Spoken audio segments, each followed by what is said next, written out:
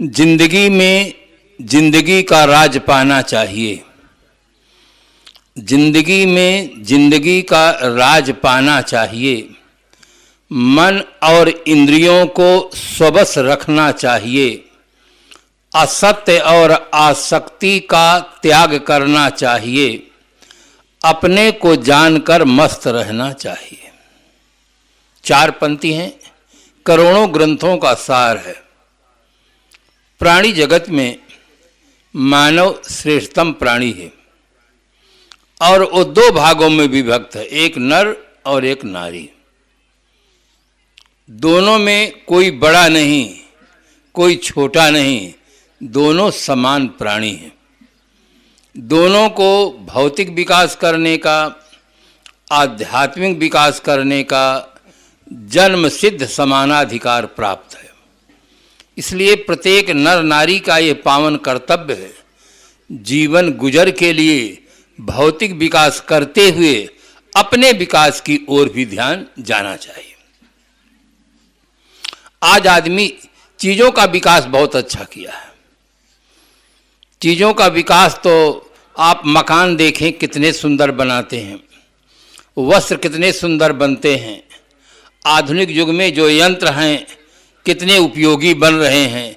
एक छोटा सा मोबाइल है, कितना छोटा सा यंत्र है, आप हाथ में लेकर नंबर मिलाते हैं, तुरंत आप बम्बई, कलकत्ता, दिल्ली में रहने वाले अपने सगे संबंधी से ऐसे बातें करते हैं जैसे वो पास में खड़े हों। सब घरेलू बातें कर लेते हैं। कितना सुंदर साधन आया है, ये आज के युग की देन है। अगर ये यंत्र त्रेता युग में होता तो महारानी सीता प्रयोग करती, हेलो हेलो रावण पकड़ लिया है, जल्दी आ जाओ, तो शायद ये घटना नहीं घटती। किंतु वो अंधकार का युग था, वहाँ ऐसा कुछ विकास नहीं था, ये यंत्र नहीं थे। आधुनिक युग में बहुत साधन आया। आधुनिक युग में भौतिक विकास बहुत ज़्यादा हुआ। जो विकसित राष्ट्र हैं वहाँ जाकर देखें तो वहाँ बहुत बड़ी संपदा है। उसी की ओर इशारा करते हुए एक शायर ने बहुत सुंदर शब्दों में कहा कि आज आदमी के पास TV set, sofa set, dinner set, golden set, diamond set, सब सेट है, केवल माइंड अपसेट है। उसके पास सब सेट है, केवल माइंड अपसेट है। माइंड अपसेट होने के नाते न खाने योग्य चीज़ों को खा रहा है, न पीने योग्य चीज़ों को पी रहा है, न करने योग्य कर्मों को कर रहा है। जीवन वरदान नहीं, अभिशाप बन रहा। आदमी बाहर से संपन्न हो गया है, भीतर से विपन्न। भीतर वासनाओं में इतना उलझ गया है कि उसका तन मन धन तीनों स्वाहा हो रहा है। इसी दूरदर्शी दृष्टिकोण को लेकर के संत सम्राट श्री कबीर साहब ने समग्र मानव जात के लिए एक संदेश दिया। हंसा तू तो सबल था, हल्की अपनी चाल, रंग कुरंगे रंगिया तय किया और लगवा। हल्की अपनी चाल के कारण से आदमी दुखी हुआ। आदमी अगर आदमी नहीं होता तो धरती तल पर एक भी विकास का कार्य नहीं होता। हम जितना विकास देखते हैं उस सारे विकास का श्रेय मानव को ही प्राप्त है। अगर धरती तल पर आदमी नहीं होता तो दुनिया में एक भी किताब नहीं होती, चाहे वो वेद हो, चाहे कुरान हो, चाहे बाइबिल हो, चाहे गीता हो, रामायण हो, भागवत हो, बीजक हो, भोयान हो, कोई भी ग्रंथ नहीं होता ये धरती तल पर आदमी नहीं होता। जितने ग्रंथ हैं सब मानव मस्तिष्क की उपज है। श्रद्धालु समाज ने माना कि हमारे मान ग्रंथ अपौरुषेय हैं, ईश्वर वाणी है, आकाश से उतरे हैं। बंधुओं, आकाश में कोई प्रेस नहीं है कि वहाँ से छपकर पुस्तक गिरती हो नीचे। ये घोर अंधविश्वास है। वास्तविकता ये है कि दुनिया की सारी पुस्तकें मानव मस्तिष्क की उपज हैं। दुनिया कि सारे मंदिर, मस्जिद, गिरजाघर, गुरुद्वारा का बनाने वाला आदमी है। मंदिर की मूर्ति को भी बनाने वाला आदमी है। मंदिर की मूर्ति में प्राण प्रतिष्ठा करने वाला भी आदमी है। मंदिर की मूर्ति के सामने हाथ जोड़कर तुमेव माता च पिता कहकर श्रद्धा सुमन समर्पित करने वाला भी आदमी है। अब किसी कारण से नाराज हो जाए तो तोड़कर फेंक देने वाला भी आदमी ही है। इसलिए मानव तू सबसे महान। धरती तल पर आदमी नहीं होता तो एक भी संप्रदाय नहीं होता। जितने संप्रदाय हैं, 300 से अधिक संप्रदाय विश्व में हैं, एक भी संप्रदाय नहीं होते अगर धरती तल पर आदमी नहीं होता। इसलिए मानव की बहुत बड़ी गरिमा है। उस गरिमा पूर्ण रहने के लिए सदगुरु कबीर साहब ने बल दे करके कहा, अच्छा जन्म बनाओ, अपने जीवन को अच्छा बनाओ। जीवन अच्छा होना चाहिए। धरती का सिरमौर प्राणी होने के नाते उसकी आचार संहिता भी महान है। जब दो व्यक्ति परस्पर मिलते हैं, अपनी परंपरा के अनुसार लोग नमस्ते करते हैं, जय श्री राम कहते हैं, दंडवत कहते हैं, वालेकुम सलाम कहते हैं, गुड मॉर्निंग कहते हैं, राधा स्वामी कहते हैं, स्वामी नारायण कहते हैं, साहेब बंदगी करते हैं। अभिवादन प्रत्याभिवादन करने के पश्चात हाल चाल पूछते हैं, कहो भैया हाल चाल क्या है। लोग शिष्टाचार ज़्यादा सीख लिए। शिष्टाचार के नाते तुरंत कहते हैं घर द्वार, लड़के बच्चे, मकान दुकान सब ठीक, खूब चकाचक, परफेक्टली ऑल राइट, बिल्कुल चकाचक। थोड़ा सा घुमा कर आप पूछिए उनसे कि आपके बच्चे अनुकूल हैं, आपके घर में बहुएं प्रेम से रहते हैं, तब कहते हैं आप साहब सतयुग की बात करते हैं। बच्चे अनुकूल कहाँ हैं? कोई बच्चे कुसंग में पड़कर बोतल पी के अपना जीवन बिगाड़ रहा है, कुल में कलंक लगा रहा है। बहुएं भिन्न भिन्न स्थानों से आई हैं, पता नहीं महाभारत कब हुआ है, किंतु हमारे घर में तो सुबह होते ही महाभारत प्रारंभ हो जाता है। घर में इतना कांव होता है कि कौवा भी बैठने में शर्माता है, मारे शर्म के उड़ जाता है, सोचता है मुझसे बड़े बड़े कौवा हैं, ये काले नहीं गोरे कौवा हैं। बहुत लड़ते हैं साहब, हाल ठीक नहीं है। बंधुओं, हाल चाल पर निर्भर करता है। अगर आदमी की चाल ठीक होगी तो उसका हाल ठीक होगा, और चाल खराब होगी तो हाल खराब होगा। आदमी एक बुद्धिजीवी प्राणी है, वो हाल को तो ठीक रखना चाहता है, चाल को भगवान पर छोड़ देता है। कहता हुई वह जो राम रचि राखा, को कई तरह बढ़ावे शाखा। और भी सरल उपाय रामायण में आया है। उन्होंने कहा, बोले बिहस महेश तब, ज्ञानी मूढ़ न कोय, जे क्षण रघुपत जस करे ते क्षण तैसे होए। संसार में कोई ज्ञानी नहीं है, कोई मूढ़ नहीं है। भगवान राम जब जिसको जैसा कराना चाहते वैसा हो जाता है। इसका मतलब मैं कुछ नहीं करता।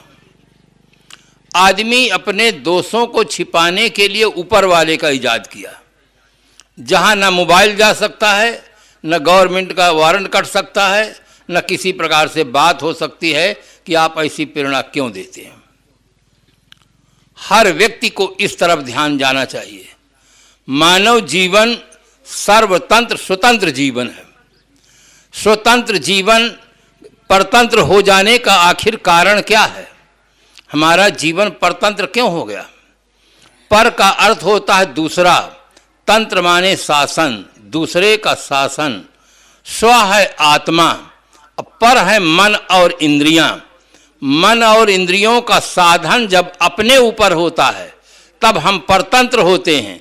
जब हमारा शासन मन और इंद्रियों पर होता है तब हम स्वतंत्र होते हैं। जीवन, आज़ादी का जीवन जीने के लिए यही एक राज है कि अपना शासन होना चाहिए। अपने ऊपर मन और इंद्रियों का शासन न हो, हमारा शासन उन पर हो, तब हम स्वतंत्र जीवन जीने का सौभाग्य प्राप्त कर सकते हैं। मानव एक समर्थशाली प्राणी है, इसलिए समग्र मानव जात के लिए सदगुरु कबीर साहब कहते कि अच्छा जन्म बनाओ, अपने जीवन को अच्छा बनाओ। ये आपके हाथ में है और किसी दूसरे के हाथ में नहीं है। मानव अपने भाग्य का स्वयं विधाता है। जैसा हम चाहें वैसे अपने जीवन का सृजन कर सकते हैं। मनुष्य अपना कल्याण प्राप्त कर सकता है, किंतु नहीं कर पा रहा है। तो इसमें 3 कारण हैं। एक कारण है कि आदमी भाग्यवादी है। वो समझता है कि हमारे भाग्य में जो कुछ लिखा गया है वही होगा, इसके अतिरिक्त और कुछ नहीं होगा। दूसरा समझता है कि करने वाला कराने वाला तो ऊपर वाला है, आदमी क्या कर सकता है। तीसरा कारण अहंवाद है। 3 ऐसे कारण हैं जिसके कारण से सर्वसमर्थ मनुष्य अपना कल्याण नहीं प्राप्त कर रहा है। तीनों पर चिंतन होना चाहिए। प्रथम, जो हमारे मन में गहरा संस्कार बैठ गया है कि विधाता ने जैसा लिख दिया है वैसा ही होगा, उसके विपरीत कुछ नहीं होगा। कोई ऐसा विधाता नहीं है जो आपके भाग्य को लिखता है। आप जो कुछ सोचते हैं, जो कुछ करते हैं, वही अंतःकरण में लिख जाता है। दूसरा कोई लिखने वाला नहीं है। आप अपने जीवन में परिवर्तन कर सकते हैं, मन स्थिति को बदल सकते हैं। आप तमाम व्यक्तियों के जीवन को देखें, गोस्वामी जी का जीवन देखें, वाल्मीकि का जीवन देखें, अंगुलमाल का जीवन देखें। पहले का जीवन उनका कैसा था और जब वे समझे चेते तब उनके जीवन में कितना बड़ा परिवर्तन हुआ, आमूल परिवर्तन हुआ। पूर्व के जीवन से अब के जीवन का कोई संबंध नहीं रह गया। जब ऐसे व्यक्ति सुधर सकते हैं तो हर व्यक्ति के सुधरने की संभावना है। उस संभावना को साकार रूप देने के लिए पुरुषार्थ की आवश्यकता होती है। आज जो कुछ विकास हुआ है वो भाग्य के आधार पर नहीं हुआ, पुरुषार्थ के आधार पर हुआ। पुरुषार्थ से ही भाग्य बनता है। हर आदमी को कर्मठ होना चाहिए, पुरुषार्थी होना चाहिए। सही दिशा में पुरुषार्थ करें और अपनी मना स्थिति को बदलें। आचरण अंतस का बाह्य प्रकाशन है। आचरण अपने आप नहीं होता, भीतर की हमारी जैसी स्थिति होती है वैसा आचरण होता है। इस संबंध में मैं कल विस्तार से बताया हूं कि जो रहे करवा से निकले टोटी। जो करवा में होता है वो टोटी से निकलता है। करवा है मस्तिष्क। आदमी के मस्तिष्क में जैसे विचार होते हैं, इंद्रियों के माध्यम से वैसे ही कर्म होते हैं। कर्म को बदलने के लिए हमें भीतर परिवर्तन करना होगा, मानसिक जगत को शुद्ध बनाना होगा। मानसिक जगत में जब परिवर्तन हो जाता है तब बाहर परिवर्तन होता है और इसमें आप परम स्वतंत्र हैं। तो इस प्रकार से आदमी को सत्संग और सत साहित्य का आधार लेकर के मना स्थिति को सुंदर बनाने का प्रयास करना चाहिए। आज आदमी बाहरी चीज़ों को सुंदर बनाने का खूब प्रयास करता है, किंतु अपनी मना स्थिति को दिव्य बनाने की दिशा में वो कम श्रम कर रहा, कम ध्यान दिया है। इसीलिए हाल बेहाल हो गया है। आज आवश्यकता है फिर से चेतने की। जहां हमारी भूल हो रही है उसको सुधारें। हमारी भूलें, हम भूल, विसंगतियां, गलतियां करते रहे। दाग चेहरे पर था, आईना मांझते रहे। दाग चेहरे पर था, आईना मांझते रहे। और जितना आईना मांझेंगे उतना दाग और साफ साफ दिखाई देगा। सुधार करना चाहिए हमें भीतर, अपने भीतर की अंतस चेतना की, उस दिशा में हमें ध्यान देना चाहिए। तो इस प्रकार से मैं कह रहा था कि सदगुरु कबीर साहब ने जो संदेश दिया उस पर हमारा ध्यान जाना चाहिए। अपने जीवन को सुंदर बनाने के लिए हर संभव प्रयास करना चाहिए। ये शक्ति आप में है। अगर तुम ठान लो तारे गगन के तोड़ सकते हो, अगर तुम ठान लो तूफान का पथ मोड़ सकते हो, अगर तुम ठान लो तो विश्व के इतिहास में अपने सुयश का एक नव अध्याय भी तुम जोड़ सकते हो। इस प्रकार से मैं अपने समय में कुछ बताने का प्रयास किया कि मनुष्य एक समर्थशाली प्राणी है। सारे विकास का श्रेय उसे प्राप्त है, इसलिए इस दिशा में भी उसे ध्यान देना चाहिए कि हम अपने जीवन को अच्छा बनाएं, दिव्य जीवन जीने का सौभाग्य प्राप्त करें, जीवन को निर्विकार बनाएं। और ये क्षमता आप में है। संतों की संगत से सत साहित्य का आधार लेकर के अपनी मना स्थिति को दिव्य बना करके दिव्य जीवन जीने का सौभाग्य प्राप्त करें। इन्हीं शुभकामनाओं के साथ अपनी वाणी को